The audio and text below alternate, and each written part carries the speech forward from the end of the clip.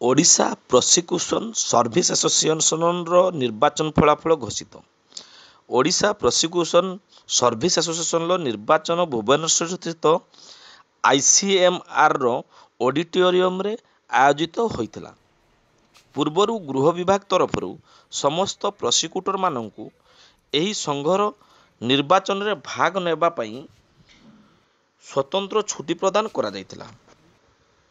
ଆଜି ଓଡ଼ିଶାରେ ବିଭିନ୍ନ ସ୍ଥାନରେ ପଦସ୍ଥ ଅଧିକାରୀମାନେ ଏହି ନିର୍ବାଚନରେ ଭାଗ ନେଇ ନିଜର ମତଦାନ କରିଥିଲେ। ମୁଖ୍ୟ ନିର୍ବାଚନ ଅଧିକାରୀ ଭାବେ ଶ୍ରୀ ସୁବ୍ରତ ମହାନ୍ତି ଏହି ନିର୍ବାଚନ ପରିଚାଳନା କରିବା ସହ ରାନୁ ଶୋଭେଦା କୁମାର ଓ ଡି ଅନୁପ କୁମାର ତାଙ୍କୁ ସହଯୋଗ କରିଥିଲେ।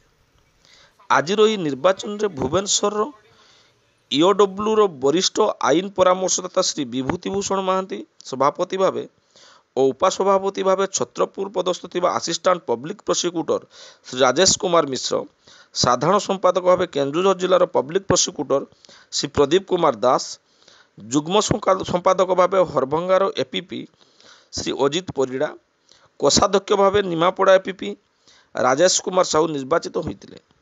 ସେହିପରି କାର୍ଯ୍ୟକାରୀ କମିଟିରେ ସାଇ ରଞ୍ଜନ ମହାନନ୍ଦିଆ, ପ୍ରାଚୀପ୍ରଭା ନନ୍ଦ, ଅର୍ପିତା ପ୍ରିୟଦର୍ଶିନୀ, ମୋରଡ଼ା କୋର୍ଟର APP ସମ୍ବିତ ଦାସ, ପ୍ରଶାନ୍ତ ତନ୍ତୀ, ରଶ୍ମିତା ମହାପାତ୍ର, ବିକ୍ରମ ସେଠୀ ନିର୍ବାଚିତ ହୋଇଥିଲେ।